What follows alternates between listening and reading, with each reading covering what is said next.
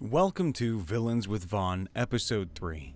Villains with Vaughn is a true crime podcast dedicated to shining light on some would-be villains that might otherwise escape the public eye, cases that are strange and abnormal, and even discussing local cases that are small but not forgotten.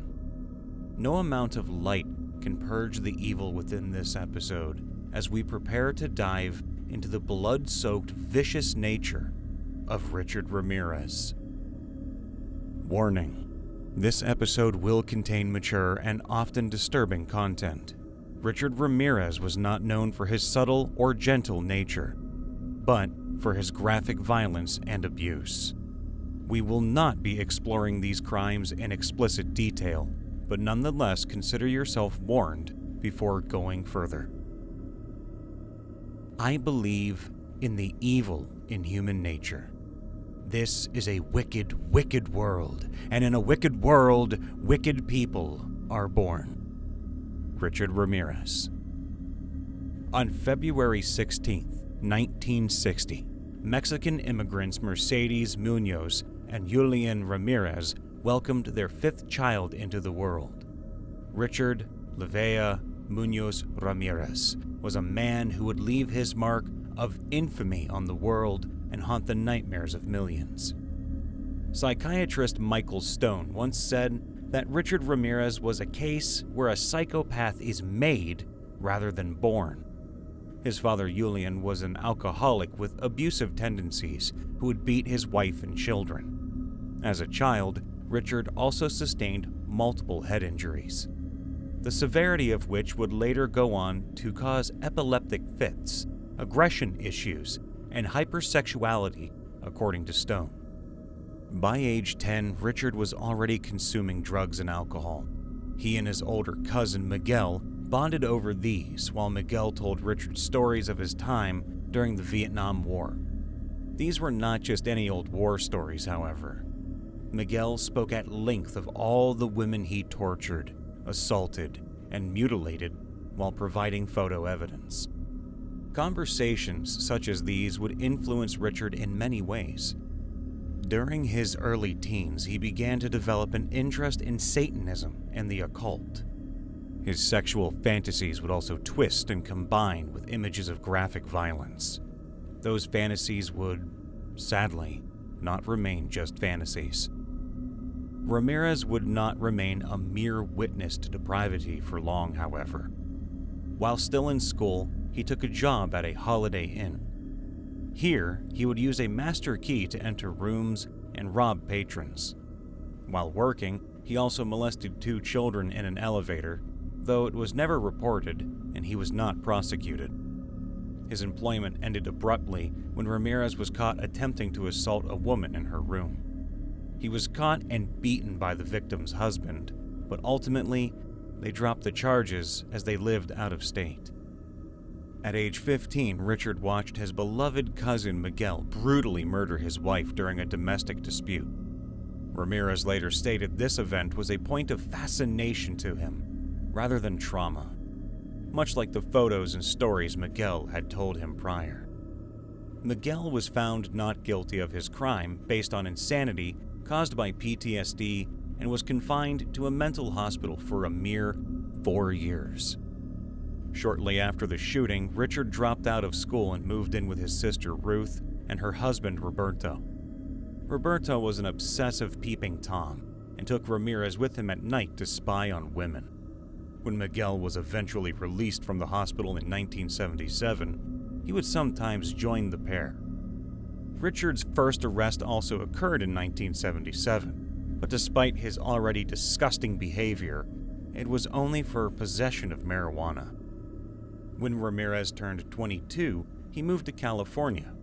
This move only allowed his degeneracy to continue and escalate. He developed a cocaine addiction, and to fund it, began to commit burglaries. This then led to 2 separate arrests for auto theft in 1981 and 1984. Around this time, Ramirez would also begin to noticeably neglect his personal hygiene, a choice that would later come back to bite him. The murder of 79-year-old Jenny Vinco was the first violent crime to be discovered. On June 28, 1984, during a burglary of her home, Ramirez sexually assaulted, stabbed, and killed the elderly woman. A string of brutal assaults, robberies, and murders followed. On March 17, 1985, he earned his first moniker of the Valley Intruder. He attacked Maria Hernandez, who managed to escape by playing dead after he shot her.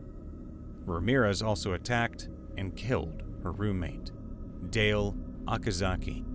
He was not satisfied with his actions and went on to shoot and kill Cy Lane Yu the same evening. 10 days later, Ramirez found 2 more victims in the Cesares. Vincent, 64, and his wife Maxine, 44, were attacked in their home on March 27, 1985. Vincent was shot and killed, and then Maxine was assaulted and stabbed to death. This pattern would become common for Ramirez, along with painting satanic symbols in the homes of his victims.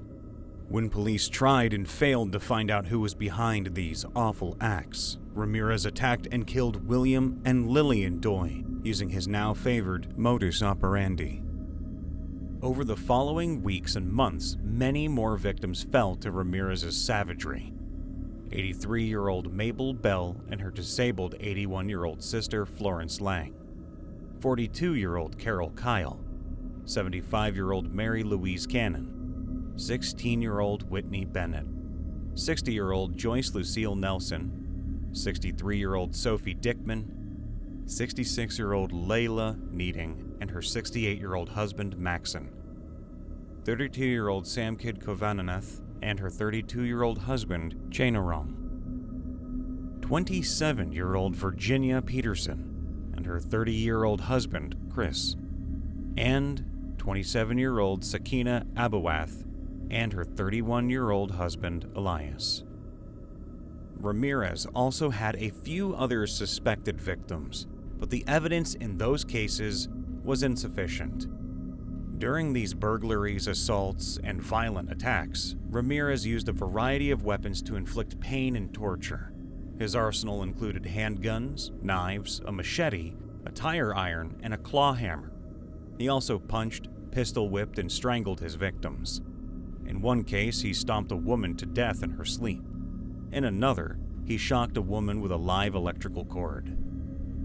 In response to the volume and degree of crimes, the Los Angeles Police Department put together a dedicated task force with the assistance of the FBI. Due to intense media and police pressure, Ramirez was forced to leave the LA area in August. The move did not stop his crime spree, however. On August 17th in San Francisco, he took the lives of Peter and Barbara Pan using his now unmistakable MO, complete with satanic symbols. With the name the Valley Intruder no longer applicable to Ramirez, the media coined a new name for the man, the Night Stalker. As most of his assaults took place at night in the homes of his victims, the sinister name would become synonymous with Richard Ramirez. After more than a year of spreading fear, Ramirez's reign of terror came to an end in August 1985. On the 24th, a witness spotted Ramirez outside a Mission Viejo home and noted his car make and license plate. Ramirez also left a footprint at this location. The same night, Ramirez found his final set of victims. He would sexually assault 29-year-old Inez Erickson and shoot 30-year-old Bill Carnes. Both would survive this horrific encounter. Ramirez forced Inez to declare her love for Satan, and before leaving said, "Tell them the Night Stalker was here." Because he deliberately left her alive, Inez was able to provide police with a detailed description of her attacker. Later, Ramirez's abandoned car was found with enough of a fingerprint for a match. His pre-existing record allowed police to finally put a name and face to the Night Stalker. Media coverage featuring his mugshot, plus witness and victim statements, led to Richard Ramirez's arrest at the end of August. While attempting to evade heavy police presence, Ramirez tried to carjack an unlocked Ford Mustang, but was pulled out by Faustino Pinon and Jose Burgoyne. From there, he ran across the street and attempted to take keys from Angela de la Torre. Her husband, Manuel, saw this and hit Ramirez with a fence post. A group of 10 people, including Burgoyne's sons, chased Ramirez down and beat him relentlessly. Police were called to a disturbance in the area where they found the wanted man. Ramirez was taken into custody by LAPD on August 31, 1985. Despite now having Ramirez off the streets with plenty of evidence and statements to convict him, his trial would not happen for years after his arrest. Arguments between the prosecution and defense caused plenty of delays. To expedite the process, some of the charges against Ramirez were dropped due to jurisdictional issues. Jury selection finally went ahead in July 1988, and the trial began the following January. On his first court appearance, Ramirez raised a hand with a pentagram drawn on it and declared, "Hail Satan!" During the trial, he also attracted a flock of followers who were cult-like in their support of Ramirez. Another delay occurred in the trial when one of the jurors, Phyllis Singletary, did not show up for duty. She was found shot to death in her apartment. Though Ramirez was rumored to have been involved, this was not the case. His trial resumed. One of the things that helped lead to Ramirez's conviction was a choice he made years prior, neglecting his personal hygiene. Most notably, his teeth. Due to poor diet and cocaine, he was missing several teeth, and many more were decayed. 2 survivors told police their attacker had bad teeth. During the trial, his father claimed Ramirez was in El Paso in May 1985 when 3 women were brutally attacked. This was proven untrue, as Ramirez appeared for an appointment at an LA dental office on May 30th. Finally, on September 20th, 1989, the jury returned with their verdict. Ramirez was found unanimously guilty on 43 charges. These charges included 13 counts of murder, 5 counts of attempted murder, 11 counts of sexual assault, and 14 counts of burglary. The same jury recommended the death sentence on 19 counts 2 weeks later.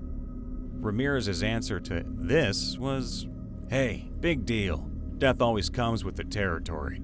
I'll see you in Disneyland." Richard Ramirez was formally sentenced to death via gas chamber on November 7, 1989. He was sent to San Quentin Prison in California to live out the remainder of his days. Despite his clear verdict and sentencing, Ramirez still had plenty of supporters. One such person was Doreen Leoy.